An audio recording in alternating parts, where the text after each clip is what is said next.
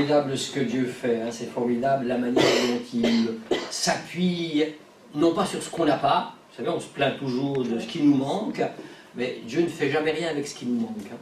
Hein. Non, il fait avec ce qu'on a. Ce qu'on n'a pas, ben non, ça ne sert pas à grand chose. Et s'en plaindre, en fait, n'est pas la meilleure solution. Voilà, donc on va repartir sur ce voyage. Donc avec les Huguenots justement, hein, on a terminé avec notre ami Calvin ce matin qui a fait un travail fabuleux et son institution chrétienne est vraiment un pavé littéraire très intéressant en plus, bien écrit, en bon français, c'est nickel, c'est un bon outil, hein, vous pouvez là puiser des pierres, piocher des pierres qui vous seront utiles dans vos échanges, dans vos discussions avec les uns et les autres. Et puis la question qu'on se pose toujours est comment on va toucher au prophétisme et à tous ces mouvements bizarroïdes qu'on peut rencontrer ici ou là. Eh bien, ça peut être intéressant de toucher un petit mot du discernement. Alors, il y a un livre que j'ai présenté ce matin, Pneumatologie, et pour nous entraîner un peu dans cette idée du discernement, à un moment, Jésus est à la fête des tabernacles, justement, à Jérusalem, et ses frères lui ont dit, écoute, nous on n'y va pas, mais toi vas-y, toi t'es fait pour ça, quoi, un peu comme Christiane, c'était elle dans la famille qui s'intéressait aux choses de Dieu, ben Jésus, toi vas-y, tu t'intéresses aux choses de Dieu, va donc à la fête, nous on va pas, quoi. Ou non, ils allaient, mais Jésus leur dit, allez-y, moi j'ai le temps. Puis en fait Jésus est allé derrière eux, et puis là Jésus se mêle dans la foule et il parle, et les Juifs sont très surpris, et ils se disent, mais c'est quand même bizarre. Ils sont étonnés, ils se disent, cet homme, il n'a pas étudié, et pourtant il est savant, il connaît bien les Écritures, mais comment savoir, est-ce que ce qu'il nous dit, ça vient de Dieu, ou si ça vient de lui? Et c'est un peu la question, on a une pensée, on entend quelqu'un qui nous raconte un truc, quelqu'un prophétise, voire sur nos vies, il nous invective directement, quoi, il nous dit des trucs, quoi. C'est comme un ami, un jour, un de ces fameux prophètes est arrivé, il dit, toi, je t'ai vu sur un vélo en train d'évangéliser ton pays. Alors, il n'a pas dit ça à moi, auquel cas j'aurais fait le lien avec mon travail sur le Tour de France. Hein. Mais il lui a dit ça à lui, une personne qui avait déjà pas loin de 70 ans. 20 ans plus tard, ça ne s'est toujours pas produit quand même. Et je crains que ça ne se produise jamais, quoi. Mais c'est quand même important, quand on est invectif, d'essayer de discerner un petit peu. Et donc c'est un peu la question que posent ces Juifs. Et Jésus va répondre, hein, et il va dire, mon enseignement ne vient pas de moi. C'est pas suffisant si je dis non, c'est vraiment inspiré par Dieu. C'est quand même pas suffisant pour te convaincre. Enfin, ça ne devrait pas te convaincre en tout cas, il faudra aller plus loin. Hein. Et il continue, mais il vient de celui qui m'a envoyé, d'accord? Celui qui veut faire la volonté de Dieu. Alors il saura si mon enseignement vient de Dieu ou si mes paroles viennent de moi. Autrement dit, si tu as une pensée, eh bien commence à suivre cette pensée, et puis tu verras alors si c'est de Dieu. Mais tant que tu n'as pas commencé, tu ne sauras jamais. Wow, c'est embêtant ça. Hein, et j'illustrerai avec le cas de cet ami qui était en école de archéologie. Il y a une école d'archéologie à Jérusalem. Et au milieu de la nuit, à 2h du mat', il a une pensée qu'il réveille un peu, va sonner au numéro 28 de la rue du Centre. Tu sais, des fois, on a, enfin, pas vous, hein, mais moi, des fois, j'ai des pensées pareilles, un peu bizarres, quoi, tu vois. Tu te dis, c'est quoi ce truc-là? Alors, tu sais, rue du Centre, ah oui, je connais rue du Centre, je sais très bien où elle est, quoi, tu vois. Mais moi, je connais personne qui habite dans la rue du Centre, puis attends, c'est 2h du mat', j'ai quand même pas allé sonner à la rue du Centre à 2h du mat', avec quelqu'un que je connais pas. Alors moi, un peu coquin, je serais peut-être allé le faire, puis me cacher pour regarder ce qui se passe. Enfin bon, ne faites pas ça, c'est jamais. Vous seriez peut-être pas assez rapide pour partir, ou moi, oui, mais donc lui, il est dans son lit, il tourne d'un côté, il tourne de l'autre, puis cette pensée ne lâche pas, donc finalement il se lève, parce qu'il n'arrive pas à dormir, il se fait un petit café en disant ça va me passer. Et puis ça n'arrête pas, donc finalement il s'habille, et puis il dit bon, il fait bon, je vais me promener, je vais me balader, quoi, voilà. Puis chemin faisant, il dit bah tiens, allons voir rue du Centre, on ne sait jamais. Peut-être qu'il n'y a pas 28 numéros dans cette rue, ça peut arriver des fois, tu sais, il s'arrête à 27. Ah bon, bah, je peux rentrer chez moi me coucher, tu vois, parce qu'il Saint-Esprit dit 28, c'est pas 27, quoi, tu vois, t'as dit 28. Et ok, et puis il passe dans cette rue, il voit bien le numéro 28, et il s'est dit bah, peut-être que la lumière sera allumée. Alors si à 2h du mat', la lumière est allumée, ah, c'est plus facile quand même d'aller sonner. Mais non, il n'y a pas de lumière. Hein. Alors il fait les 100 pas dans la rue, puis au bout d'un moment, il en a un peu marre, il dit bon, Le lendemain matin, il avait un examen quand même, quoi, donc il a besoin de dormir quand même. Hein. Et donc, au bout d'un moment, il en a marre, puis il va pour sonner, il prend son courage, il dit bon, bah tant pis, je vais aller sonner. Puis au moment où il va appuyer sur le bouton, la porte s'ouvre. La personne partait pour se suicider. Là, il savait que Dieu lui avait parlé. Mais s'il était resté dans sa chambre, il n'aurait jamais su. Hein. Peut-être qu'il aurait appris au café du commerce le lendemain matin en prenant son café. Parce qu'il aurait peut-être entendu à la radio ou lu dans le journal, la personne qui habitait au 28 de la rue du Centre s'est immolée par le feu à 2 h du mat dans la rue. Là, il aurait su aussi que Dieu lui avait parlé. Mais ça aurait été moins agréable comme manière d'apprendre. Bon, je ne dis pas ça pour faire peur à qui que ce soit, mais ça juste pour illustrer, c'est vrai que parfois on a une pensée dans l'Église, c'est quoi les dons spirituels? Comment savoir? Pendant la louange, tu as une pensée. Qu'est-ce que tu fais avec? Tu gardes, tu dis, ah mais c'est peut-être pas Dieu, et si je me trompe? Ah bah si tu te trompes, on va te fusiller avec des balles rouillées. Hein. Ah oui, avec des balles rouillées au moins. Ça, tu vas attraper le tétanos, hein, tu verras. C'est comme ça dans l'Église maintenant. Si tu te trompes, fusillé avec des balles rouillées. C'est une nouvelle doctrine. Mais on est là pour se tromper. Nous sommes les plus grands trompeurs du monde, c'est bien. Trompons-nous les uns les autres. Non, bien sûr, c'est en se trompant qu'on va apprendre aussi. On ne va pas avoir plaisir à se tromper. Je me rappelle, j'étais dans une rencontre on était dans une rencontre à Paris. Oh puis non, c'était plus drôle dans l'église où je m'étais converti. C'était une église qui était moyennement ouverte au don de l'esprit, mais à certains et pas à d'autres, quoi. Et puis un dimanche après-midi, on a une réunion d'évangélisation. On n'exerce pas les dons spirituels dans les réunions d'évangélisation. Dans cette église, c'était comme ça. Hein. Voilà, mais bon, voilà. Et puis moi, pendant cette réunion, j'ai une vision, et je vois une dame qui a une bosse sur la tête, quoi. Et puis, je sens mon cœur qui se met à battre, je sens vraiment quelque chose, et j'ai vraiment l'impression que c'est Dieu, quoi. Hein. Mais t'es pas sûr, hein, tu sais, et parfois, sous prétexte qu'on n'est pas sûr, qu'on doute, on ne fait pas. Mais la foi, c'est justement là pour le doute. Parce que si tu ne doutes pas, tu n'as pas besoin de la foi. Si tu es tellement sûr que tu es sûr, à quoi te sert la foi? La foi te sert à faire des choses dont tu n'es pas sûr, et à faire des choses même que tu ne sais pas faire. Et éventuellement des choses que tu n'as pas le droit de faire. Parce que si tu as le droit de les faire, tu sais les faire, etc., tu n'as pas besoin de la foi. Mais le juste vivra seulement par la foi. Donc tu ne vis pas, alors tu es mort. Waouh, c'est une démonstration assez mathématique, je vous l'accorde. Mais donc, le doute est là, et le doute n'est pas une bonne excuse. Quand tu vas arriver au ciel, tu vas dire « Oh oui, mais j'étais pas sûr. » Ouais, bonne excuse. Je ne suis pas certain que ce sera accepté comme excuse. Hein. Mais donc, finalement, à un moment, probablement maladroitement, je me lève, là, au milieu entre deux champs, et je dis « Il y a ici une dame qui a une tumeur à la tête, et je crois bien que le Seigneur veut la guérir. » Quand je dis ça, le pasteur qui dirigeait les chants aurait vu ses yeux. Oui, d'accord, heureusement que c'était pas des mitraillettes, parce que balle rouillée ou pas, j'étais fusillé là. Et puis, alors vite, il est vite passé au chant suivant, tu vois, oublions l'histoire, passons à autre chose, quoi. Tu vois ça. Et le culte a été beaucoup plus court que d'habitude ce jour-là. Et dès qu'il a dit l'amen final, il a foncé sur moi, c'était le diable, c'était le diable. Sa femme qui était à la garderie avec les enfants où il y avait l'eau-parleur, elle a foncé vers moi. Oh, quand tu as parlé, mes cheveux se sont dressés sur la tête. Et c'était le diable. Alors j'avais très peur, vous imaginez. C'était le diable, j'étais effrayé. Hein. J'étais effrayé. Ça y est, cette fois mon compte est bon. Hein. J'ai commencé à trembler vraiment, oh là là. Non, non, j'ai même pas peur, même pas peur. Puis je leur ai dit, écoutez, si j'avais eu la même opinion que vous, je me serais tu. C'est bizarre, hein, c'est bizarre. Hein. Et maintenant, comment savoir? Est-ce qu'il faut qu'on délibère maintenant ou est-ce qu'on peut attendre une semaine? Qu'est-ce que vous en pensez? C'est urgent de délibérer maintenant? La réunion est finie? Oui, mais en tout cas, c'était déjà. Écoutez, prions. Prions. Et puis, moi, j'étais un jeune converti, quoi, tu vois. Je ne sais pas grand-chose à tous ces trucs. C'est la première fois que j'avais un truc pareil. Moi, je sais pas trop. Hein. Peut-être qu'ils ont raison, peut-être que j'ai tort. Enfin, bon. Peu m'importe à la rigueur, quoi. Mais bon, t'es pas à l'aise quand même. Hein. Tu dis quand même, ils sont pas gentils de me dire que c'est le diable, quoi, tu vois. Mais bon, voilà, hein, peu importe. Hein.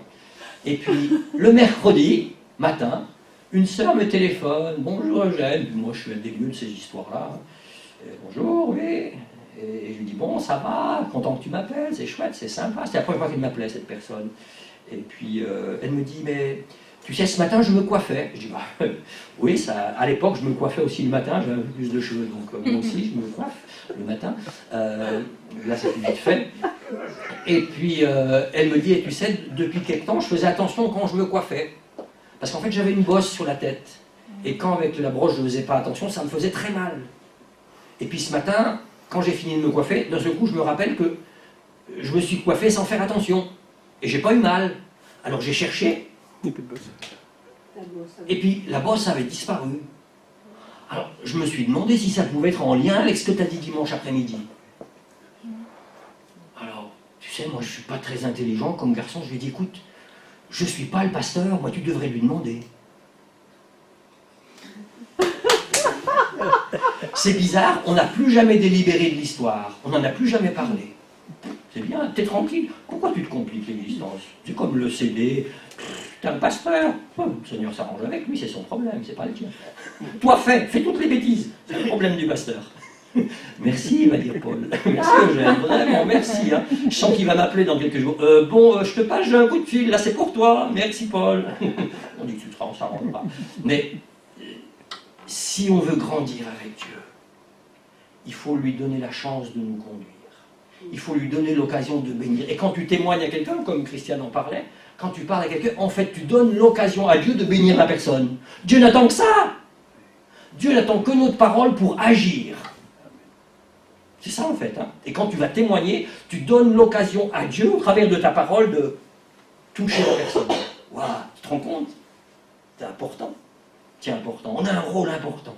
Et pour ça, il faut savoir, il se peut que parfois on se trompe, il se peut que parfois on se trompe un petit peu, et il se peut parfois qu'on se trompe presque pas. Mais Paul, l'apôtre Paul va dire, nous prophétisons tous partiellement. Ça veut dire que c'est pas vraiment parfait à 200%. Hein. D'ailleurs, pour rester sur le sujet avant d'enjamber dans l'histoire,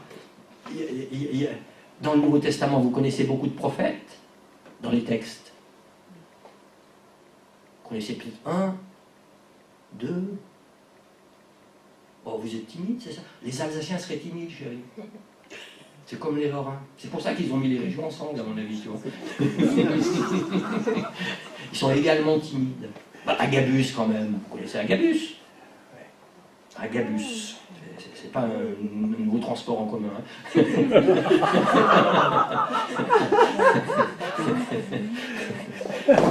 Qui serait sur les fleurs? Ce serait Aguabus, tu sais. Non, Agabus, alors c'est l'homme, vous savez, quand Paul arrive, alors c'est intéressant. Paul arrive chez Philippe à Antioche, je crois bien, hein, et puis là, Philippe a 3 filles qui prophétisent. Qui a 3 filles ici d'abord? Personne.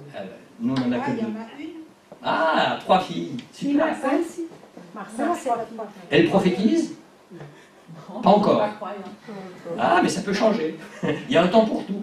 Donc Philippe, il a 3 filles et ces 3 filles prophétisent. Ils sont là, Paul est là, on les connaît parce qu'elles prophétisent, mais malgré qu'elles prophétisent, Dieu envoie quand même le prophète Agabus. Ah! Alors ça, je développe un peu cette pensée dans le livre sur le Saint-Esprit.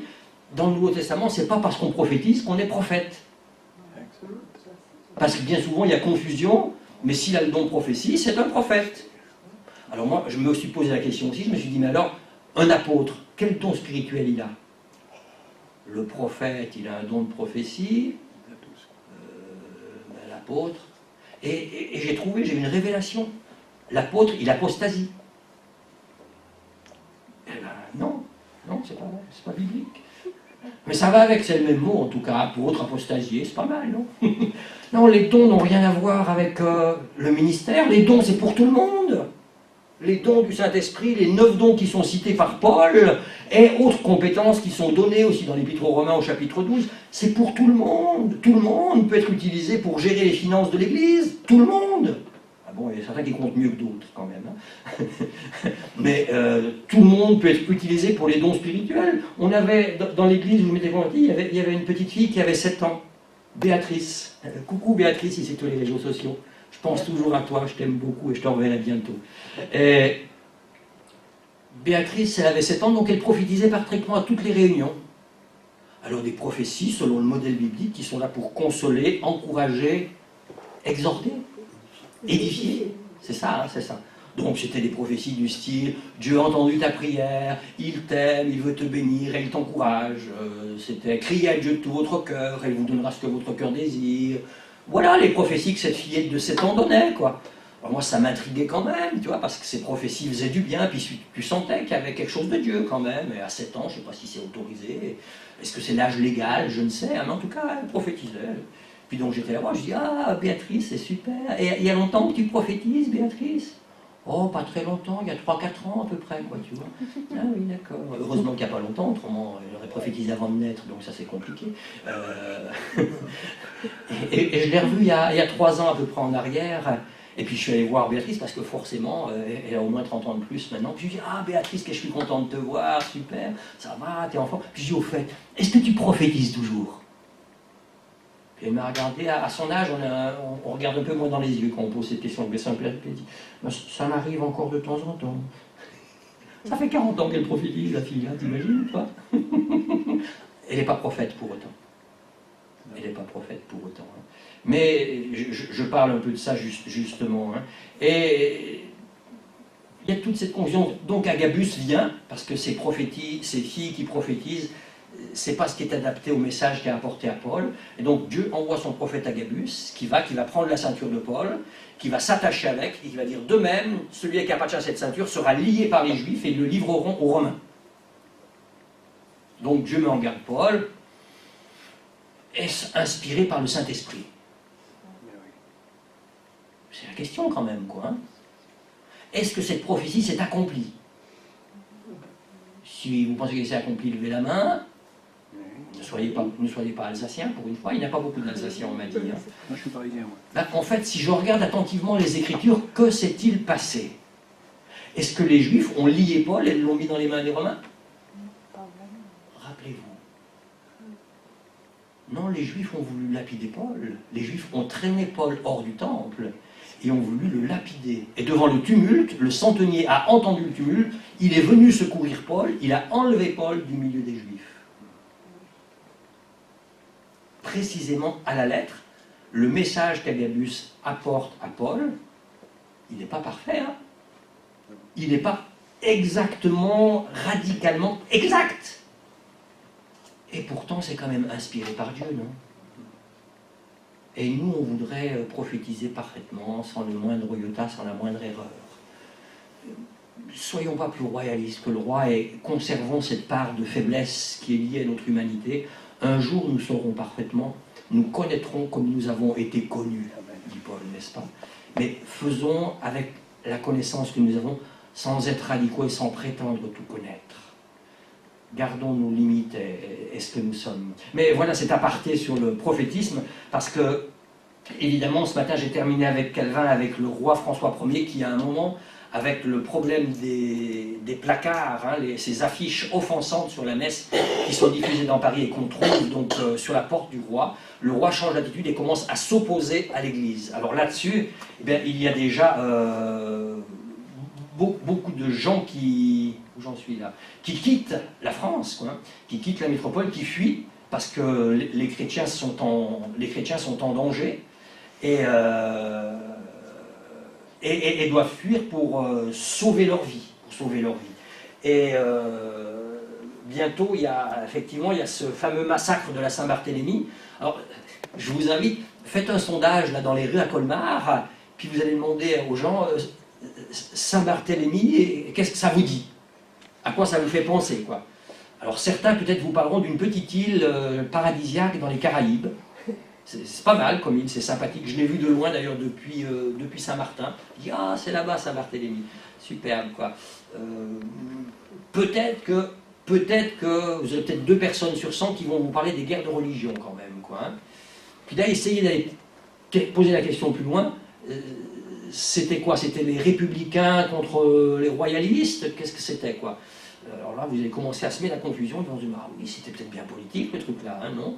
Peut-être bien, finalement. Hein. Enfin, peut-être qu'ils vont quand même parler catholique, protestant. Puis, si vous leur demandez quel siècle, alors là, c'était vieux, hein, c'est il y a longtemps, quoi, il y a longtemps. Ben, effectivement, c'était quand même quelque chose comme 1572, si je ne me trompe pas, pendant le mois d'août, et je crois que c'est le 23 août 1572 que ça s'est produit. En fait, pour régler le problème et les tensions entre catholiques et protestants, le roi Charles IX, ou plutôt sa mère, Catherine de Médicis, avait décidé de célébrer un mariage entre la sœur du roi et Henri de Navarre. Henri de Navarre, qui était un notable protestant connu, protestant quand ça l'arrangeait d'ailleurs, mais en tout cas protestant pour l'occasion-là. Et donc il pensait qu'en mariant un leader protestant avec la sœur du roi, ça allait réconcilier tout le monde et ce serait chouette. Et en fait, donc, ils invitent à ce mariage toute l'élite protestante de la nation, le maréchal de Coligny, l'amiral de Coligny, pardon, et là aussi, parmi d'autres. Hein. Et puis, au milieu de la nuit, un conseil secret se tient et on décide de liquider tous les chefs protestants qui sont à Paris. Ils sont tranquilles, ils sont venus pour la fête, ils devaient venir sans armes, etc. En plus, c'est pratique. Ils sont là tranquillement dans leur hôtel, ils dorment paisiblement. Et sous le coup des minuit, on rentre dans la chambre de l'amiral de Coligny qui logeait à l'hôtel du Louvre. Quand vous sortez du Louvre, c'est juste à gauche en sortant du Louvre. Et vous y verrez une statue d'ailleurs qu'on trouve dans le livre quelque part. Où est cette statue? Tac, tac, tac. Monsieur le maréchal. Ah, j'ai vu Henri IV, ça doit être juste après alors. Henri IV. Bon, peu importe, vous la trouverez en tout cas dans ce livre. Il y a la photo de cette statue assez formidable, qui est établie à l'endroit même où il a été assassiné, parce qu'en fait, la voilà ici. On voit cette petite statue donc, qui est établie à l'endroit même où il a été assassiné. Donc vers minuit, des soldats entrent dans la chambre du roi, au premier étage, et tuent, la chambre de l'amiral, tuent l'amiral, et puis appellent par la fenêtre le duc de Guise, « Ça y est, il est mort, vous êtes bien sûr? Oui, oui, il est bien mort. Passez-le par la fenêtre. » On balance par la fenêtre l'amiral de Coligny. Évidemment, on les mascule, c'est plus drôle, on lui coupe la tête, qu'on va mettre aux portes de Paris, et on attelle ce qui reste de son corps derrière un cheval, qui va traîner sa dépouille dans les rues de Paris. Waouh. En même temps, le tocsin sonne, c'est le signal qui est donné pour les hostilités, et tout le monde se jette sur tous les protestants qu'ils trouvent à Paris. Dans la nuit, il y a 3000 protestants qui sont tués à Paris. Et ça déclenche le mouvement sur toute la France, et en un mois, on compte qu'il y a environ 30 000 protestants qui sont tués en France à ce moment-là, dans le mois d'août et septembre 1572. Waouh! Bon, ben, on a cet héritage. Alors évidemment, je parlais ce matin que Dieu est capable de réformer les églises, de réformer nos cœurs. Et moi, quand j'entends certains discours catholiques, il y a quelques années, j'étais au Congo, à ce moment-là, le pape à l'époque qui était d'origine allemande, d'ailleurs, comme ça vous saurez qui c'est, moi j'ai oublié son nom. Et donc cet homme va déclarer que Martin Luther était un homme de Dieu, christocentrique, vénérable, etc. Et donc certains leaders du protestantisme en France avaient vraiment béni le pape pour une telle affirmation, vraiment c'est un pape compréhensif, on peut lui faire confiance, etc. Et moi on me demande ce que j'en pense. Donc j'ai regardé sur internet dans la semaine, je suis surpris parce qu'on peut encore acheter des médailles de la Saint-Barthélemy aujourd'hui, tu sais. Parce qu'évidemment, le pape a fait fondre des médailles pour célébrer ce beau jour où on a enfin donné un bon coup au protestantisme en France. Et donc aujourd'hui, tu peux encore acheter des médailles de la Saint-Barthélemy. Donc moi, la repentance, j'aime bien la repentance, tu vois, mais quand elle est suivie de fruits. C'est un certain Jean-Baptiste, à qui certains sont venus dire qu'ils se repentaient, il les a renvoyés bouler en disant « Produisez d'abord du fruit digne de la repentance ». Donc j'ai juste dit en réponse à l'interview à l'époque, quand le pape rachètera toutes les médailles de la Saint-Barthélemy qui ont été vendues, qu'il achètera toutes celles qui sont encore en vente, qu'il les fondera et qu'il jettera l'or dans le Tibre, c'est le fleuve qui passe sous le Vatican là, alors je pourrais peut-être commencer à considérer qu'il y a une démarche de pardon authentique. Bon, ceci dit, j'ai beaucoup de frères catholiques, hein, et Dieu les bénisse et les aime aussi, et beaucoup d'entre eux partagent nos convictions et notre foi, aussi d'ailleurs, hein, et ont trouvé en Jésus le salut dont nous avons tous besoin. Mais ceci dit, au niveau de l'institution, il y a un peu de chemin à faire encore, et pourquoi pas, Dieu est capable. Dieu est capable, et je ne serais pas surpris qu'un jour un dignitaire catholique ose aller jusqu'au bout. Vider un peu les caisses du Vatican, c'est pas grave, il y a quand même un peu d'argent. Éventuellement, ils vendront quelques bâtiments pour pouvoir payer ça. Et il y en a beaucoup qui sont vides d'ailleurs. Mais voilà. Mais donc effectivement, il y a ces événements terribles qui se passent, des millions de personnes partent. Et donc on voit des gens qui partent, alors je pense que c'est sur la suivante, ah ouais, voilà, qui partent un peu partout dans le monde. Hein. Il y a à peu près, on compte qu'il y a environ 2 millions de Huguenots qui sont partis. Alors on les appelle Huguenots. Huguenots, ça viendrait d'un nom allemand, qui dirait patrouille de nuit, par exemple, ou compagnie de Hugues, qui était un comte allemand qui était un peu révolutionnaire, quoi. Donc on pense que probablement c'est en lien avec ça. Et en fait, ces Huguenots, pendant pratiquement 2 siècles, ont quitté la France par voyages successifs, ont créé par exemple la ville de Québec. La ville de Québec a été implantée par des Huguenots. Vous avez entendu parler de Davy Crockett? Davy Crockett, c'était comment on dirait ça, un cow-boy, quelqu'un comme ça, quoi, un trappeur, hein. Et donc cet homme était un descendant de Huguenots, par exemple, quoi. Ah, tiens, c'est super. Et il a été élu d'ailleurs au Congrès américain. Ça a été un député au Congrès américain d'ailleurs. Et on donne des chiffres là-dedans, c'est assez intéressant de voir combien de descendants huguenots étaient là aux États-Unis et sont encore là aujourd'hui, quoi. Mais c'est assez impressionnant. Donc le Québec a été fondé par des Huguenots directement. Hein. Vous avez au Brésil la ville de Saint-Louis aussi qui a été créée par des Huguenots. D'ailleurs, un certain nombre d'entre eux sont partis. Ils étaient originaires du Dauphiné et ils s'appelaient la famille de Bologne. Et si vous allez à Auchan, à Leclerc dans les jours suivants, vous regarderez du côté du Rhum. Et vous verrez du Rhum de Bologne. Et c'est les descendants de ces Huguenots, en fait, qui fabriquent aujourd'hui encore ce rhum. Donc, ils étaient partis au Brésil. Donc, à l'époque, le Brésil n'intéressait pas tellement les Portugais parce que c'est l'Espagne qui, politiquement, avait pris la main sur le Portugal. Donc, les Espagnols s'en fichaient un peu du Brésil. Ce qui fait que les Hollandais s'étaient établis là au Brésil. Et beaucoup de ces Huguenots transitaient par la Hollande avant de repartir. Et donc, quand les Portugais se sont réveillés et se sont dit non, ça ne va pas, donc ils ont combattu, donc les Hollandais ont dû quitter, et donc cette famille de Bologne, qui avait développé la culture de la canne à sucre au Brésil, donc a eu l'autorisation de partir avec ses outils et son personnel, des esclaves, mais partir en tout cas avec son personnel et ses outils. Ils sont partis en Martinique. Là, en Martinique, le roi de France venait d'établir ce qu'on appelle le Code Noir. Ah oui, ça intéresse les gens qui ont des racines dans les Caraïbes, hein. Puisqu'en fait, à un certain moment, je crois que c'est en 1698, donc l'État français a décrété que dans ses colonies, on imposerait le Code Noir, et il serait désormais interdit aux protestants d'aborder sur les côtes. Et il serait interdit d'enseigner le protestantisme à ses esclaves. Etc., etc., etc. Donc il y a tout un tas de règles assez terribles. Donc ils ont été refoulés de la Martinique, ils sont allés en Guadeloupe, et là en Guadeloupe, le gouverneur de la Guadeloupe a considéré la richesse qu'amenaient avec eux ces 2 Bolognes. Il s'est dit, bon, leur protestantisme n'a pas l'air très virulent, ils sont normaux, ils sont comme nous, ils ont des esclaves, c'est cool, donc on leur a autorisé à s'installer. Donc 3 siècles plus tard, ils sont toujours là donc en Guadeloupe et ils produisent ce rhum de Bologne. Ah, oui, l'histoire des Huguenots n'est pas qu'agréable non plus. Hein. Et effectivement, l'Église n'a pas forcément bien compris ce dont il était question. Et d'ailleurs, c'est quand William Carey, dont je parle dans ce livre d'ailleurs, c'était un missionnaire donc, de la grande société missionnaire britannique, quand il est revenu de sa première mission en Afrique, dans son rapport qu'il va faire à la société missionnaire britannique, William Carey va dire « Je crois qu'un jour, les Noirs dirigeront leurs propres églises. » C'était révolutionnaire. Hein. On lui a répondu « Es-tu sûr qu'ils aient une âme ?» Vous vous rendez compte, quoi. Donc maintenant, moi aujourd'hui, je me pose plusieurs questions par rapport à ça. Je me dis, dans certaines églises, je me demande si on pense que les femmes ont une âme.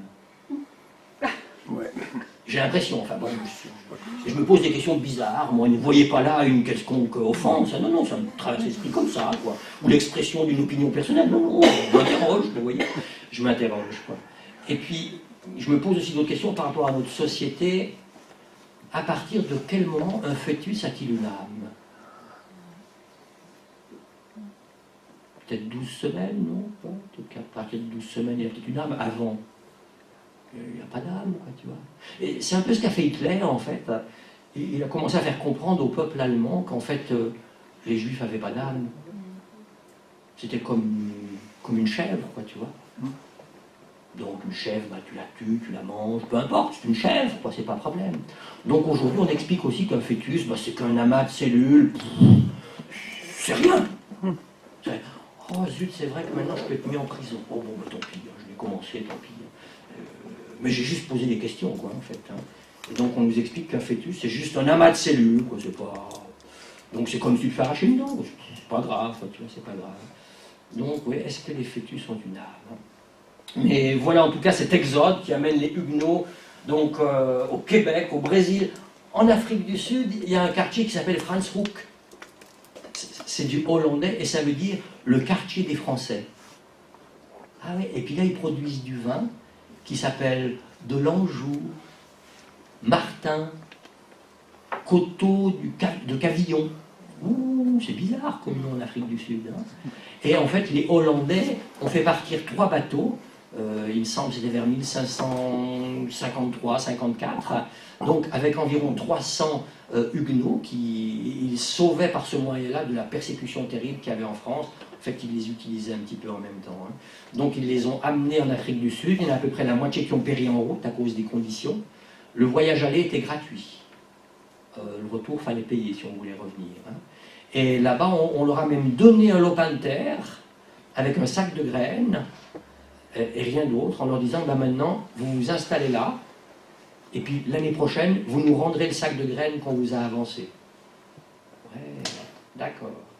Et c'était une zone qui était infestée par les fauves, et donc les Hollandais jusque-là n'avaient pas pu faire fuir. Donc l'objectif, c'était aussi que ces Huguenots qui savaient très bien cultiver la vigne puissent produire du vin en son temps, et qu'ainsi les bateaux qui partaient vers l'Inde puissent faire escale en Afrique du Sud et remplir leur cale de vin, un produit qui se conserve, qui ne s'abîme pas dans le voyage, contrairement à l'eau qui finit par s'abîmer, le vin lui reste consommable, quoi.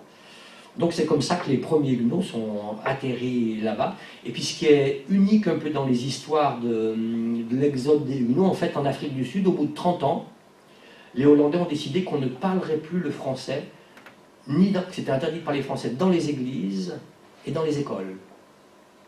Ce qui fait qu'en une toute petite génération, on ne savait plus parler français. Et c'est comme ça que les liens avec la France se sont rompus, avec ces descendants de Huguenots donc en Afrique du Sud. Mais voilà, l'Afrique du Sud, on a cette pièce qui a été frappée sur le Mayflower. Le Mayflower, c'est un de ces bateaux qui a emmené des Huguenots en Amérique, un bateau à bord duquel donc, les Huguenots avaient établi donc, un règlement intérieur, on va dire. Ce règlement intérieur est devenu la base de la Constitution américaine, en fait. La Constitution américaine, c'est le règlement intérieur qui a été mis en place sur ce bateau, le Mayflower, qui a accosté sur le port de Manhattan, d'ailleurs, au passage, quoi. Au pied de la Statue de la Liberté, Long Island, je crois, sur ce coin-là en tout cas. Donc effectivement, tout un travail, une émigration terrible dans bien des pays. Au Danemark, quand vous regardez l'annuaire, si vous tapez page jaune.dk, vous allez chercher Dupont, Durand, Dubois, Martin, vous allez trouver plein de Dupont, Durand, Dubois, Martin au Danemark. Au Danemark, oui, c'est pas Sorensen seulement, hein. Jürgensen ou je ne sais quoi, non. Vous avez ici Dubois, Durand, Martin, etc., etc. Et vous avez dans bien des endroits du monde des gens qui portent des noms français. Waouh, intéressant, intéressant. Et en fait, tous ces Huguenots qui partaient emmenaient leur richesse avec eux, leur savoir-faire. À Berlin, il y a eu 60 000 Huguenots, par exemple, qui se sont installés et qui ont fait la richesse de Berlin. L'horlogerie suisse, ce sont les Huguenots qui l'ont mis en place, par exemple. Donc bien des choses se sont passées. Et au niveau international, on peut remercier la France de s'être soulagée de cette richesse, de ce trésor qui était là. Puis finalement, ces Huguenots, eux, la seule chose qu'ils voulaient, c'était bénir leur nation. Et si les catholiques voulaient détruire le protestantisme, Les Huguenots, eux, se battaient seulement pour pouvoir exercer leur culte librement, non pas pour anéantir le catholicisme. Donc j'explique un petit peu, je mets un peu les points sur les barreaux dans ce livre aussi, concernant les responsabilités catholiques par rapport à ces événements, quand même. Donc je pense qu'il est important de rétablir la vérité historique de ces choses. C'est pour ça qu'il y a ce livre, pour vous aider aussi à savoir un peu, à comprendre ce qui s'est passé. Donc Henri IV, finalement, donc, échappe, on ne sait trop comment, à ce massacre de Saint-Barthélemy, parce qu'il était forcément à Paris, c'était son mariage quand même. Hein.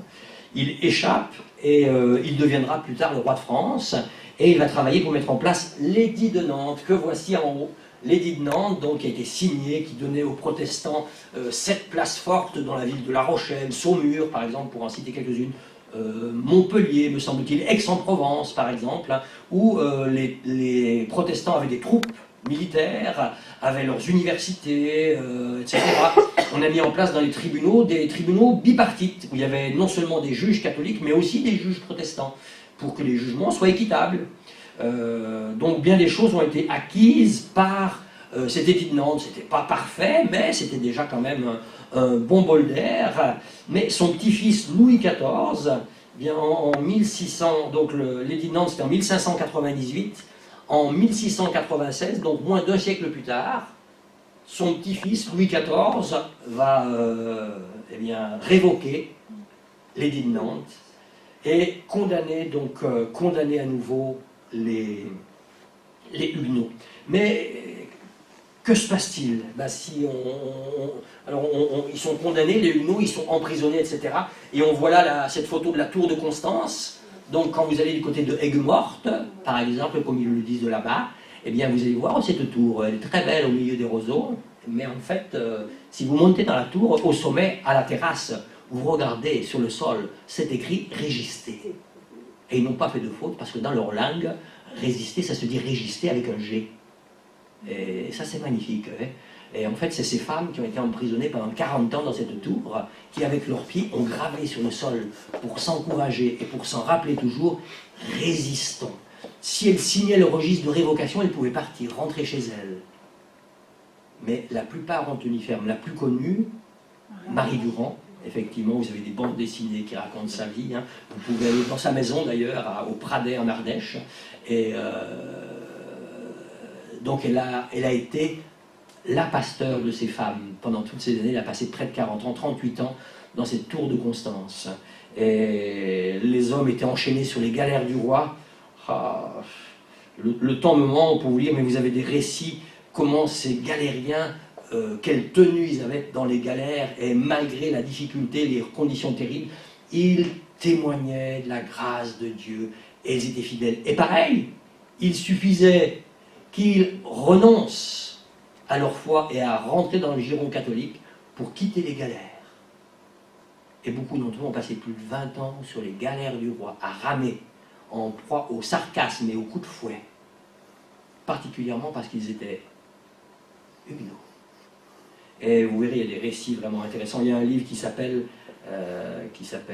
La Superbe, qui est une des galères du roi, et donc où il y a quelques témoignages de ces hommes qui ont été là et qui ont tenu le coup, pour nous encourager, nous, à tenir le coup. Si eux ont tenu le coup sur les galères du roi, nous, avec nos petits problèmes au travail, ou on nous critique, tu sais, parce qu'on a la foi des fois. Ça vous arrive pas en Alsace, mais en Lorraine, c'est pas pareil, hein. Quand vous commencez à parler de Jésus, ça va pas du tout, hein. C'est interdit, hein. Mais, bon, on a une dénommée Lalanne, vous avez peut-être entendu parler de Madame Lalanne, qui est sur la région de Pontoise, et puis en fait, au Nouvel An, il y a quelques années, elle a offert un calendrier à feuillet à ses collègues de travail. Là-dessus, on l'a muté, sanction disciplinaire, on l'a cassé dans tous les domaines possibles, mais on l'a encouragé, elle a porté plainte. Elle a porté plainte au tribunal, qui tout d'abord a donné raison à la mairie de la ville où elle était employée. Donc appel a été fait, et finalement, la mairie qui l'avait exilée, on va dire, dans une autre mairie, a été condamnée, a dû la reprendre à son poste. Ce qui n'a quand même pas dû être facile pour elle, soit dit en passant. Mais oui, ça, je pense que ça s'est terminé il y a 2 ans l'histoire, donc c'est tout récent, tout récent. Donc oui, de l'autre côté, c'est pas comme en Alsace, quoi, tu vois, hein, mais on est soumis un peu au même régime un peu partout dans le monde. Hein. C'est un frère qui, en Namibie, là, qui m'écrivait ces jours passés, il disant, faut vraiment prier pour nous parce qu'on a du mal à obtenir un permis de construire pour nos églises dans notre pays. Et je lui dis, écoute, rassure-toi, il n'y a pas que chez vous. Tous nos frères dans le monde entier ont le même souci. C'est compliqué, mais on va prier pour vous en Namibie, il n'y a pas de souci, il n'y a pas de souci. Namibie, c'est juste au nord de l'Afrique du Sud, en fait. Hein. C'est au nord de l'Afrique du Sud, un grand pays où il y a pas mal de chrétiens quand même aussi. Mais l'Église catholique a la main mise, Hein. Donc j'explique aussi comment au Canada, au bout d'un moment, les jésuites ont été établis par Richelieu, si je ne me trompe pas, donc au service d'immigration du Canada. Et en fait, pour sortir du bateau quand on arrivait au Canada, il fallait signer comme qu'on était catholique. Si tu n'étais pas catholique, tu repartais. Donc beaucoup de Huguenots qui partaient se réfugier au Canada, donc ont signé comme quoi ils étaient catholiques. Ça paraît rien du tout, mais au fil des années, ces gens-là ont perdu la foi. Certains ont gardé la foi secrètement, et dès qu'ils ont pu, on rejoint le côté anglophone, puisque là on avait le droit d'être protestant, du côté anglophone, par exemple. Mais bien des détails sont donnés sur ces situations-là. Mais donc l'édit de Nantes est révoqué, et dans la dia suivante, il se passe des choses, un mouvement prophétique se met en place. Et puis il y a ce symbole qui est intéressant, c'est un des symboles forts de la Réforme, qui est utilisé par Théodore de Bèze, et en fait, si vous arrivez à lire, hein, plus à me frapper on s'amuse, tant plus de marteau on y use. Waouh!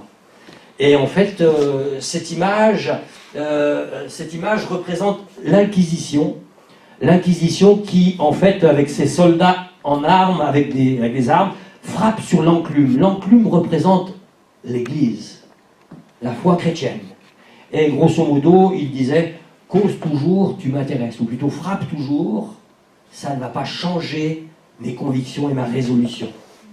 Et c'est un peu ce symbole aussi par lesquels les croyants s'encourageaient. Et ça, c'est intéressant. Il y a quelques années, quand j'ai édité un premier livre sur le sujet, j'ai appelé le pasteur de l'église protestante à Nancy pour lui demander s'il savait où je pouvais trouver ce symbole. Il me dit, de quoi tu parles? Et il ne savait pas du tout de quoi je parlais, quoi. Alors que c'est un des principaux symboles des luttes des Huguenots en France, quoi. Ce qui fait que la réforme a besoin de se réformer à nouveau, quoi, dans les milieux traditionnels, et peut-être que chez nous il y a moyen de réformer un petit peu de choses aussi. Hein. Mais donc il y a ce symbole qui est là, et puis il y a cette image des assemblées au désert, parce qu'effectivement, les protestants qui restent vont se trouver un peu livrés à eux-mêmes, et on va commencer à organiser des réunions dans des endroits où il n'y en a pas d'habitude. Ici, on ne pouvait pas se réunir dans l'église du Semeur parce que très vite, il y avait la police qui arrivait, l'armée, c'était un peu compliqué, quoi. Donc les gens se réunissaient dans les forêts, dans les caves, et on trouve aujourd'hui encore qu'on démolit des maisons en Ardèche, dans la Haute-Loire, dans tous ces endroits-là, on trouve des nouvelles pièces qu'on ignorait, quoi, qui étaient des caches où les gens se réunissaient parfois pour prier secrètement. On trouve des souterrains, on trouve plein de choses. Et donc ils se réunissaient là dans ces endroits. Et au milieu de ces rassemblements, il a commencé à se produire des choses intéressantes. Et je pense que c'est certainement à la diapositive suivante. Qu'est-ce qui se passe? Ah oui, c'est ça. Hein. C'est ça. On commence à avoir un mouvement prophétique assez intéressant qui se produit dans ces endroits. Et dans une de ces réunions dans la forêt, par exemple, d'un seul coup, il y a un bébé là, qui se met à parler. C'est quand même assez étrange. Page 112 me disent mes notes. Ah oui, c'est ça. C'est Jean-Paul Chabrol, un protestant bon teint. Bon, est-ce qu'il a la foi? Je ne sais pas. En fait, dans mes recherches, parce que je cherchais un lien entre ces prophètes cévenols et nous aujourd'hui. Parce que beaucoup, on se doute qu'il y a un lien, mais le problème, c'est qu'il nous manquait le chaînon manquant, justement. C'est comme pour Darwin, quoi. Sauf que j'ai trouvé le chaînon manquant. Ah, c'est intéressant quand même. Hein. Et c'est Jean-Paul Chabrol, justement, qui m'a mis sur la piste. Vous avez entendu parler de la Mivilude? La Mivilude, alors c'est le mouvement interministériel de vigilance contre les sectes. Donc, qui a été mis en place à l'époque par un dénommé François aussi Mitterrand, si je ne me trompe pas. Et donc, il est chargé de surveiller tous les mouvements sectaires X et Y. Dans un des articles publiés par ce mouvement, un article écrit par Jean-Paul Chabrol, article qui est intitulé « Du mouvement prophétique sectaire des Cévennes jusqu'au mouvement sectaire actuel ». Quand j'ai lu le titre, je me dis « Là-dedans, je vais trouver le chaînon manquant ». Alors évidemment, le titre n'est pas très positif, je vous l'accorde, mais ça montre aussi la position officielle quand même de l'Église traditionnelle protestante. J'y reviendrai ensuite d'ailleurs. Hein. Mais donc Jean-Paul Chabrol va quand même écrire « À l'exception de quelques nourrissons et d'une poignée de vieillards, les prophètes sont dans leur grande majorité des jeunes gens, des filles et des garçons qui appartiennent à la génération née en deçà et au-delà de la funeste année 1685. » Donc, si je lis bien, Jean-Paul Chabrol affirme qu'il y a des nourrissons et des vieillards qui sont des prophètes. Je répète, hein, à l'exception de quelques nourrissons et d'une poignée de vieillards, les prophètes sont dans leur grande majorité des jeunes gens. C'est ça qu'il dit. Tiens, c'est intéressant qu'un incrédule comme il est affirme ça. J'ai trouvé ça sympa. Hein. Donc, dans une de ces réunions comme ça, il y a justement un nourrisson qui est dans son couffin. Il y avait des couffins déjà à l'époque, je ne sais pas, en tout cas dans un truc, là, tu vois. Une corbeille, j'en sais rien. Hein. Et il a peut-être 6 mois. Il s'assied dans son berceau, là, d'un seul coup. Et voilà ce qu'il dit, prenez garde, prenez garde. Il se met à parler normal.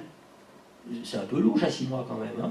Prenez garde, les soldats du roi arrivent pour vous prendre. Ils viennent vers vous par la route d'Anduze. Au croisement de cette route avec le chemin du Moulin Creux, je les livre entre vos mains. Puis le bébé se recouche et il ne sait rien dire. Alors la première fois qu'on entend ça, on dit, même question de tout à l'heure, c'est lui ou c'est Dieu? Alors déjà, lui, normalement, il ne parle pas. Ouais, mais si c'est pas lui, ça peut être le diable, tu vois. Et c'est toujours la question, ça peut être moi, ça peut être le diable ou ça peut être Dieu, quoi. C'est important que je sache quand même, quoi. Donc les gens là s'interrogent, tu vois. Et puis, principe de précaution, les femmes et les vieillards s'enfuient, et les enfants s'enfuient, ils vont se cacher plus loin où ils rentrent chez eux, comme ça c'est discret. Et puis les hommes en âge de se battre, eh ben, ils vont à l'endroit, là, au croisement de la route d'Anduze avec le chemin creux, le chemin du Moulin Creux, ils vont là au croisement, et puis ils ne savent pas ce qu'ils vont faire, ils ne comprennent pas bien. Il a dit quoi? Je les livre entre vos mains. Je dis, mais qu'est-ce que ça veut dire? Alors ça leur rappelait bien des trucs, tu vois, peut-être dans l'Ancien Testament, il y a des trucs comme ça. Mais quand même, moi je suis chrétien, quoi, tu vois. Ça voudrait dire que Dieu veut que je les tue, quoi. C'est quand même bizarre, c'est quoi ce Dieu bizarre, là, quand même? C'est louche, quoi. Hein. C'est louche. Donc ils s'interrogent, puis ils se disent, oh, si ça se trouve, c'est pas vrai. Hein. Si ça se trouve, il n'y aura rien, quoi. Donc, ne nous inquiétons pas à l'avance, quoi. Hein. Ils essayent de se dire, puis en plus, c'est pas des soldats, c'est des fermiers. Donc, ils sont là avec leur râteau, avec leur fourche. Tu parles. En face, c'est la meilleure armée du monde qui débarque, quand même, à l'époque. Hein. Ils n'avaient pas de chars X-30 ou je ne sais quoi, là, mais ils avaient déjà des mousquets. Attention. Hein. Et puis, donc, au bout d'un moment, au bout de quelques heures qu'ils attendent, un bruit de pas se fait entendre dans la forêt. L'armée arrive, comme le bébé l'a annoncé. Et là, ils se disent, mais alors c'était vrai? Mais alors, qu'est-ce que ça veut dire? Qu'est-ce qu'on doit faire? C'est la meilleure armée du monde. Et qui on est? Qui suis-je, moi, pour m'élever? Mais ce matin, je citais le verset des psaumes, hein, psaume 28. Avec Dieu, je me jette sur une troupe en arbre. Ouais, la théorie est assez facile, hein, quand même, c'est vrai. Hein. Et ça, je peux le dire avec beaucoup d'hardiesse. Et je crois qu'au jour voulu, je pourrais dire avec hardiesse, parce que le Saint-Esprit nous sera en aide, bien sûr. Mais oui, pas par nos propres forces, mais par le Saint-Esprit. On pourra se lever. Et donc ses amis qui sont là tremblent un petit peu, elles se demandent qu'est-ce qu'il faut faire, puis l'armée commence à passer, ils sont derrière les fourrés, planqués là, tu vois. Et puis d'un seul coup, dans le ciel, retentissent des chants. Il y a une symphonie et des chants qui retentissent dans le ciel, ce qui est confirmé par plusieurs auteurs non chrétiens. Bossuet, par exemple, en parle. Il y a des cantiques dans le ciel. Alors les soldats se demandent ce qui se passe, ils ont la trouille. Mais eux, les protestants, ils se disent « Waouh, c'est le signal sûrement. C'est le signal. » Et ils se préparent à jeter, mais à ce moment-là, des pierres tombent du ciel sur les soldats. Les pierres ne se trompent pas, elles ne tombent pas sur les protestants, elles tombent sur les soldats. Bien visé. Bien visé. Et c'est comme ça que pendant 2 ans, ces Huguenots ont mis en échec la meilleure armée du monde. Waouh. Et il y a un de ces prophètes, en fait, bientôt il y a des groupes de guérilla qui se forment, très mobiles, autonomes, dirigés par un prophète. L'un d'eux, par exemple, peut-être on peut passer à la suivante, on y reviendra après. Jean Cavalier, par exemple, est l'un d'eux, probablement celui dont le nom est le plus connu. Donc un jour, il va envoyer 3 hommes, il va leur dire, auprès du Tarn, quand le Tarn débouche de la route qui vient de Paris, etc., 3 hommes vont arriver à cheval. L'un a un manteau rouge, l'autre un manteau bleu, l'autre un manteau marron. L'un monte un cheval blanc, l'autre un cheval bai, l'autre un cheval marron. Celui qui a la veste rouge, eh bien lui, il a un message secret du roi dans sa poche. Donc vous allez, vous chopez ces gars et vous piquez le message. Parce que c'est un message qui est destiné au maréchal de Villars, qui combat contre nous. Et il a reçu des instructions secrètes du roi et des informations, et c'est bien qu'on les ait. Ces hommes iront, trouveront les choses comme cet homme leur a dit. Waouh! Des choses comme ça se sont produites à de nombreuses reprises, et c'est ainsi que, effectivement, Dieu a confirmé ces choses. Alors maintenant, comment comprendre que Dieu ait pu permettre qu'on tue des hommes? Vous lui demanderez, ne me demandez pas à moi, je peux juste constater et voir des choses qui se passent. Si vous vous renseignez un peu sur ce qui se passe en Israël avec les conflits, vous voyez qu'aujourd'hui encore, Dieu pose sa main sur les armées d'Israël et leur permet parfois de triompher des ennemis nombreux avec des choses bizarres. Et tu dis, mais je ne comprends pas que Dieu puisse permettre. C'est pas dans ma logique. C'est pas dans ma logique parce que moi j'ai une vision restreinte de l'histoire du monde, mais Dieu a une vision globale, éternelle. Il a tout ça devant lui et il a des plans, des projets. Je ne peux pas juger de ces choses. Je ne suis pas de taille à juger de ce que Dieu fait. Dieu le fait.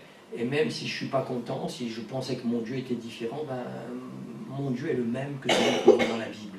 Ses ennemis seront vaincus et passeront l'éternité en enfer, loin de lui. Ce n'est pas le désir de Dieu. Dieu voudrait que tous parviennent au salut. Et mes amis, sur les réseaux sociaux, Dieu veut que vous parveniez au salut. Et ce n'est pas vous qui... Vous pouvez dire le contraire, mais vous ne changerez rien. La seule solution, c'est effectivement de se soumettre à Dieu, de lui consacrer notre vie et de devenir non plus, de ne pas rester les ennemis de Dieu, mais de devenir les amis de Dieu. C'est pas première, il y a ce chant qui dit ça, non? Je suis l'ami de Dieu. Ouhou. Fabuleux. Devenir l'ami de Dieu. C'est possible. C'est possible. Et ça change. Hein. J'ai combattu un temps contre Dieu, mais maintenant, j'ai changé d'avis. J'ai changé d'idée. J'ai pris une décision. C'est pas par un acte magique que ça se passe non plus. C'est une décision que tu dois prendre et que chacun doit prendre. Tu ne peux pas le prendre pour ta famille. Tu peux dire, moi et ma famille, nous servirons le Seigneur. Ouais, ben commence par toi. Si toi, tu ne commences pas, ne compte pas que ta famille va passer devant. Et à nous ainsi d'avancer. Donc Dieu vient encourager son peuple par ses nourrissons. Il y a sur la diapo d'avant, il y avait cette histoire de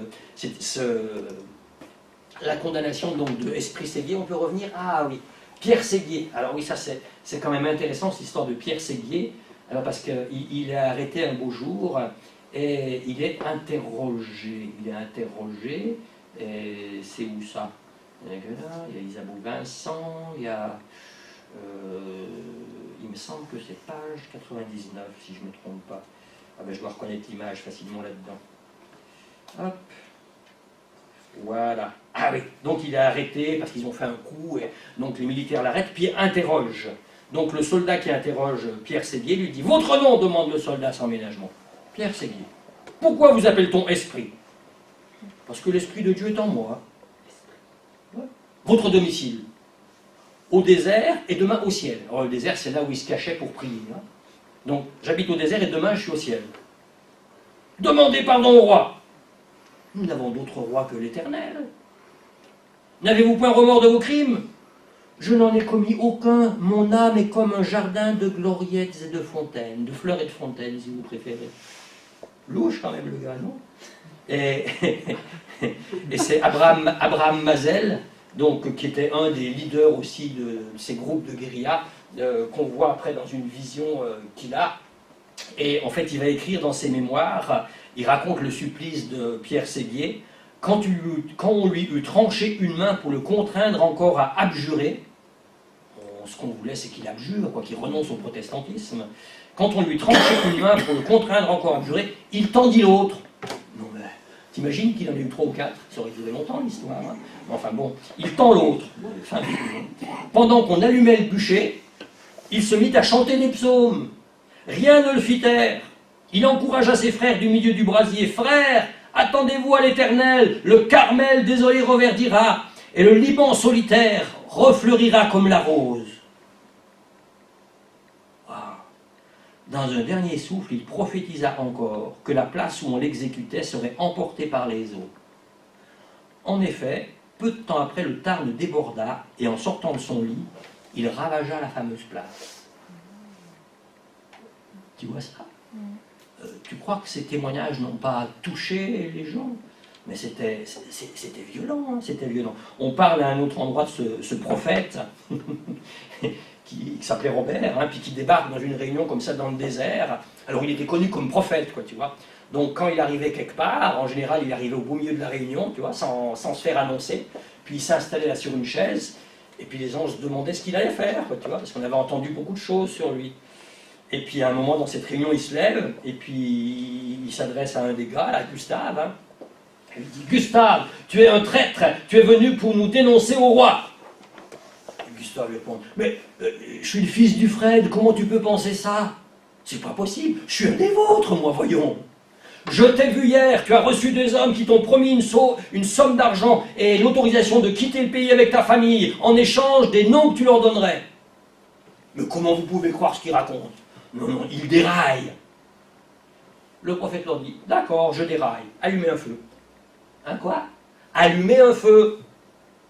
Ok, donc les gens commencent à rassembler des branches et ils font un feu. Rajoutez des branches, le feu n'est pas assez grand. Quand le feu est bien grand, que le brasier est bien, il s'approche, il dit, maintenant je vais rentrer dans le feu. Et si la parole que j'ai dite, elle n'est pas de Dieu, je vais mourir. Fin fou, le gars. Je pense que ce serait bien qu'on allume un peu de brasier de nos jours. Hein. Je ne sais pas si beaucoup de prophètes entreraient dans le feu. Mais lui, il rentre dans le feu, puis il est tranquille. Il est relax, ça va. C'est cool. C'est cool. Gustave a battu le record du 100 mètres ce jour-là. Hein, parce que dès qu'il a vu qu'il ne cramait pas l'autre, il a pris ses jambes à son cou et il s'est tiré vite fait. Hein. Il s'est tiré vite fait. Eh, tu m'étonnes. Mais voilà un peu les événements qui se passaient là au milieu de ces trucs. C'est complètement ahurissant la puissance que Dieu a déployée, les miracles extraordinaires. Donc en 1704, Cavalier qu'on a vu tout à l'heure, on peut ravancer peut-être encore même, en 1704, Cavalier donc a établi un traité avec le roi de France qui lui permet de quitter le pays avec sa famille et ses biens. Donc ils sont probablement 5 ou 6 leaders huguenots à quitter le pays, les camisards, comme on les appelle aussi. Et donc ils vont rejoindre d'abord la Suisse. Et là, quand ils arrivent en Suisse, parce que les huguenots qui sont partis avant qu'eux ont installé des églises en Suisse, bien sûr. Hein. Et quand ils arrivent dans ces églises, en pensant être accueillis en héros, en fait, on commence à les critiquer parce que Calvin avait dit lui-même « Je préfère périr 1000 fois que prendre les armes ». Et tous ces protestants ont été non-violents pendant des décennies.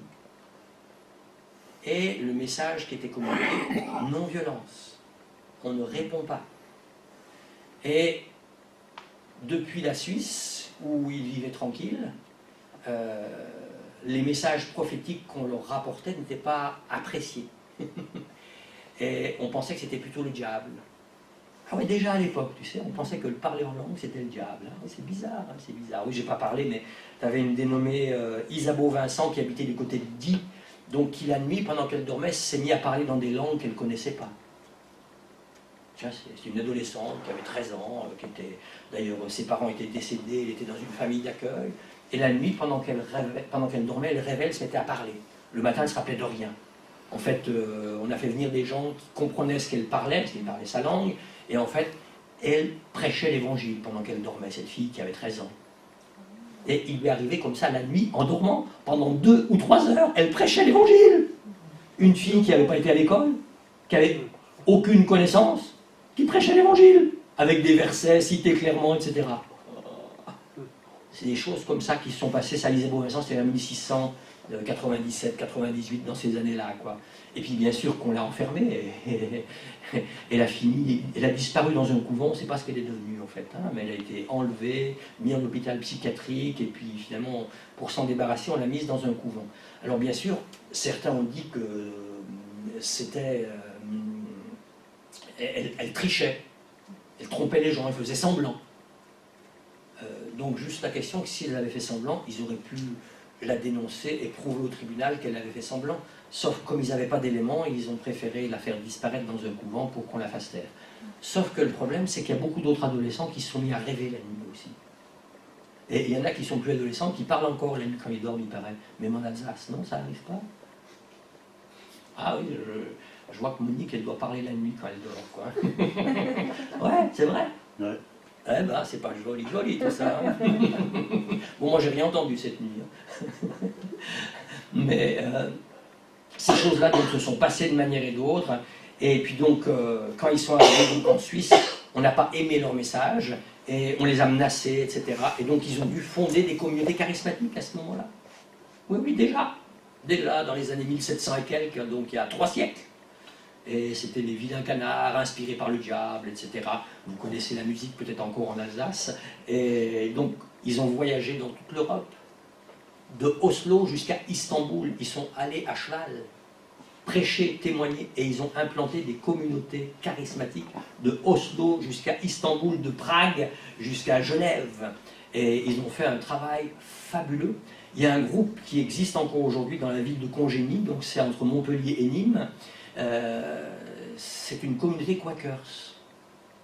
Et cette communauté Quakers, en fait, elle est directement héritière donc, de ce mouvement. C'est probablement une des seules choses qui restent en France de ce mouvement prophétique, où ils se sont mis dans ce coin tranquille sans faire de bruit, mais aujourd'hui ils existent encore. J'ai hâte d'aller un jour dans une de ces réunions, si on me permet d'y aller, parce que c'est possible qu'ils soient un peu fermés. Mais les Quakers, ce sont un résultat du travail de ce mouvement prophétique Sévenol, et les Quakers sont aujourd'hui dans le monde entier, 300 ans plus tard encore, avec une vie de l'esprit relative selon les endroits, quoi. Mais ça, c'est intéressant de savoir qu'aujourd'hui encore, il y a un résultat à ce travail prophétique, quoi. Donc c'est intéressant. Et puis, Cavalier, Abraham, par exemple aussi, Mazel, là, ils se sont retrouvés à Londres. Et à Londres, il y a un dénommé Wesley qui était là à ce moment-là, qui est né en 1707 de mémoire. Et en fait, Wesley, après un premier voyage missionnaire aux États-Unis, est revenu un peu découragé. Il a fait ce rapport: je n'ai pu sauver personne là-bas, mais moi, qui va me sauver? Wesley, après son premier voyage missionnaire en Amérique, il est revenu conscient qu'en fait, il n'était pas sauvé. Malgré la bonne religion qu'il avait, malgré les Holy Clubs qu'il avait mis en place, ces groupes de jeunes qui cherchaient la sanctification, malgré ça, il a pris conscience qu'il allait en enfer. Et sans aucun doute, il est au contact avec ces huguenots qui étaient là aussi, réfugiés à Londres, avec les frères Moraves aussi, hein, on pourrait parler du comte de Zinzendorf, qui avait aussi rencontré Cavalier d'ailleurs au passage, quoi. Et c'est ce qui fait le lien jusqu'au mouvement prophétique aujourd'hui, puisqu'en fait, et je vais être très rapide pour terminer dans 2 minutes, comme vous le savez, Wesley, tiens, on peut avancer, on va peut-être le voir, Wesley, il a une petite tête sympa. Le mur des réformateurs à Genève, vous êtes allé voir? Ouais. hein, le mur des réformateurs, vous avez là Calvin, Farel, De Bèze et Knox, hein, des personnages importants. À côté d'eux, il y a d'autres aussi statues, avec Luther et d'autres encore, qui sont là, hein, Mélenchon et compagnie. Et donc vous avez ce monument en mémoire du travail fabuleux qu'ont fait ces hommes à Genève. Et puis donc la photo, la dia suivante, nous emmène voilà, avec Wesley et le comte de Zinzendorf, donc le fondateur des églises moraves, on va dire. Hein. Et donc ces deux-là ont eu contact, c'est certain, avec donc, les Huguenots et avec ses prophètes. Et d'ailleurs, ce matin, je parlais de Bernard qui a mis en place ces 3 siècles de louanges permanentes. Alors bon, c'est pas lui qui a duré les 3 siècles, hein, mais il a organisé, ça s'est suivi. Les hommes faisaient les 3-8, et je pense que c'était probablement que des hommes d'ailleurs, qui faisaient les 3-8 pour louer Dieu 24 heures sur 24, fabuleux. Et lui, Zinzendorf, en fait, à Herrnhut, oui c'est ça, à Herrnhut, donc dans cette ville où la communauté s'était implantée, donc ils ont mis en place une chaîne de prière qui a duré 120 ans. Pendant 120 ans, 24 heures sur 24, t'imagines, tu as commencé la réunion là, à 3 heures, elle termine dans 120 ans, on est mal barré. Hein. Oui, on peut tenir, par la grâce de Dieu 120 ans. Vraiment, c'est la grâce abondante de Dieu même, je dirais. Hein. Mais donc, il y a tout ce travail fabuleux qui a été mis. Donc, Wesley a été amené à quitter l'église anglicane pour fonder l'église méthodiste. Parce que l'église anglicane ne l'a pas voulu, quoi. Elle n'a pas voulu de sa sainteté et de sa nouvelle naissance. Et un siècle plus tard à peu près, dans l'église méthodiste, certains ont trouvé que ça s'était un peu refroidi et que la sainteté était devenue un peu relative, quoi, tu vois, hein, parce qu'on est saint relativement, quoi, tu vois, presque saint, quoi, tu vois. Mais si tu es presque saint, tu n'es pas saint, quoi, en fait. Hein. Et donc, ils ont quitté l'église méthodiste et ils ont fondé les églises de la sainteté, dont le cheval de bataille, c'est la sanctification. Et il existe encore aujourd'hui des églises de la sainteté. J'étais, il y a 3 semaines, c'était où ça à Cayenne, et j'ai prêché dans un mouvement d'église qui fait partie des églises de la sainteté, qui s'appellent, eux, les Nazaréens, mais qui sont une branche des églises de la sainteté. Et puis, presque un siècle plus tard encore, dans ces églises de la sainteté, il y a certains qui ont trouvé qu'à nouveau, on s'était refroidi un petit peu et la sainteté était redevenue relative. Alors ils ont fait une scission, ils ont créé les églises de la sainteté. Si tu vois la différence, tu vois, là, ça devient très saint. Moi, j'ai jamais trop compris comment il faut se comporter dans l'église. Hein. Je sais jamais trop comment il faut faire. Il faut une cravate, pas de cravate, des chaussures, pas de chaussures. C'est assez compliqué hein, dans l'ensemble, tu vois. Mais alors là, quand tu rentres dans une église comme ça, t'imagines, tu dois prêcher dans une église de la sainteté. Est-ce que j'ai le droit d'avoir des lunettes? J'ai peut-être pas la foi si j'ai des lunettes. Ah oui, non, mais c'est ça le truc. Ah non, si tu as la foi, tu portes pas de lunettes, écoute. Quand même, quoi, c'est quoi ça? Non, mais... Et là, ça peut aller jusque-là parfois. Mais, alors, malgré le truc, c'est complètement fou, quoi. Ce sont dans ces églises de la sainteté qu'en 1906, à Los Angeles, dans Azusa Street, le Saint-Esprit descend. Cette réunion a duré 3 ans et demi, jusqu'en 1909. Et des milliers sont venus du monde entier, ont été baptisés du Saint-Esprit, et se sont mis à parler en langue. Vous voyez le lien entre les Cévenols, Wesley, la sainteté, Azusa Street, et nous aujourd'hui. Dans ce livre qui a été publié par les éditions Viens et Vois, alors nos amis des Assemblées de Dieu, certains d'entre eux, pas tous, mais certains, trouvaient que je citais un certain nombre de personnes qui étaient pas dans leur tablette, on va dire, quoi. Donc j'étais amené à retravailler un petit peu, alors je ne les ai pas enlevés, mais j'ai argumenté pour montrer que c'était quand même des prophètes, ceux que je citais, quoi, même s'ils n'étaient pas dans les tablettes de tout le monde. Et donc j'ai cité aussi quelqu'un qu'ils aiment bien, et que j'aime bien aussi, qui s'appelle David Wilkerson. Vous avez entendu parler de lui? Et en fait, il avait un blog, David Wilkerson, et un jour dans son blog, il écrit, vous savez, souvent quand on a quelqu'un, un proche ou un homme de Dieu qu'on connaît qui meurt dans un accident, on se dit quand même c'est bête, hein, un accident, finir avec un accident, comme si c'était pas de chance, quoi, tu vois.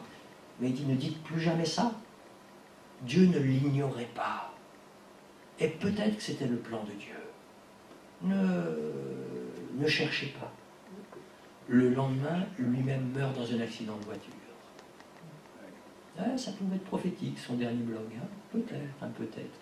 Et dans l'église, je pense qu'on peut avancer, peut-être qu'on va voir, ça c'est une bourgade des Cévennes, c'est Erwin Buschmann qui a fait ce dessin qu'il m'a donné d'ailleurs en son temps. Et la suivante encore, voilà, nous amène à New York. Donc vous avez le bâtiment de la Susa Street où les pompiers sont venus plusieurs fois en fait à Susa Street. Ils sont venus plusieurs fois parce que les voisins voyaient le bâtiment en feu.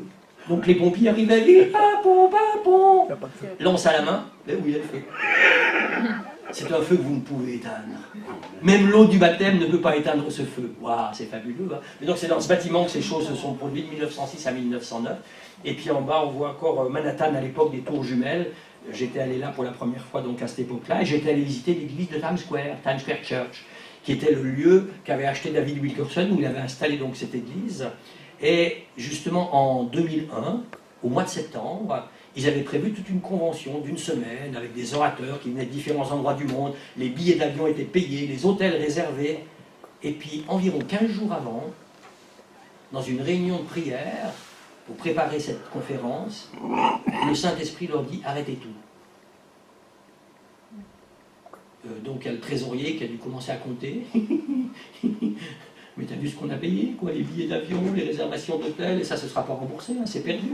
C'est des dizaines de milliers de dollars qu'on jette par la fenêtre. Qu'est-ce qu'on fait? Est-ce que c'est Dieu? Est-ce que cette personne qui prophétise, est-ce que c'est Dieu qui l'inspire? Tu vois un peu le problème dans lequel on se retrouve, quoi. Et finalement, ils ont décidé d'annuler la convention, sans savoir quoi, sans savoir pourquoi, sans savoir ce qu'ils allaient faire. Et puis c'est au milieu de ce programme, de cette convention, qu'il y a 2 avions qui se sont crashés dans les 2 tours qui dépassent là au milieu. Et ils sont à peu près, le bâtiment est à peu près à 2 km des tours jumelles. Donc ils ont pu accueillir de nombreuses personnes. Ça peut être important de rester conduit par l'esprit. Mais voilà qui fait le lien de cette histoire depuis Jérusalem, dans les années 30, 40 et jusqu'à aujourd'hui, en fait, en 2001 en tout cas, à Manhattan, où le Seigneur de manière ou d'autre a fait éclater sa gloire, a béni son peuple et continue à nous diriger. Et il y aurait tant de choses à raconter, d'événements fabuleux, de ce que notre Dieu si bon fait.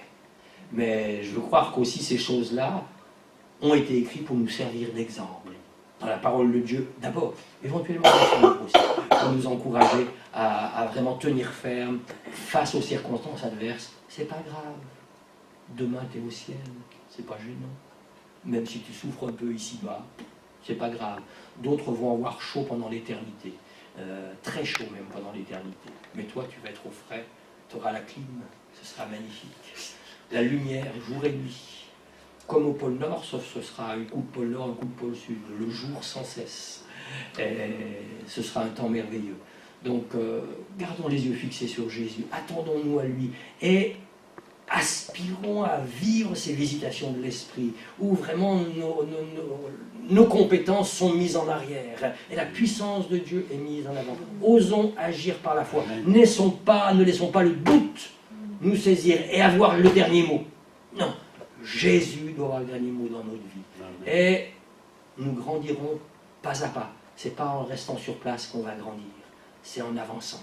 On n'a pas de choix. On ne peut qu'avancer avec le Seigneur. En tout cas, merci beaucoup pour votre patience. J'ai parlé quelques heures, mais bon, ça c'est juste normal.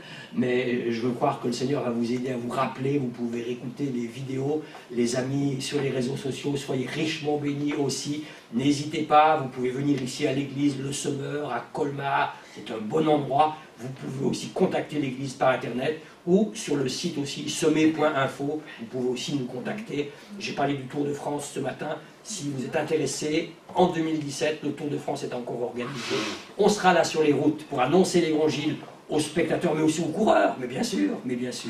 La porte est ouverte, le chemin est tracé. Jésus marche devant nous. Alors allons-y sans crainte. Vraiment, Dieu vous bénisse. Merci beaucoup pour votre attention et pour l'invitation en tout cas. Merci à vous.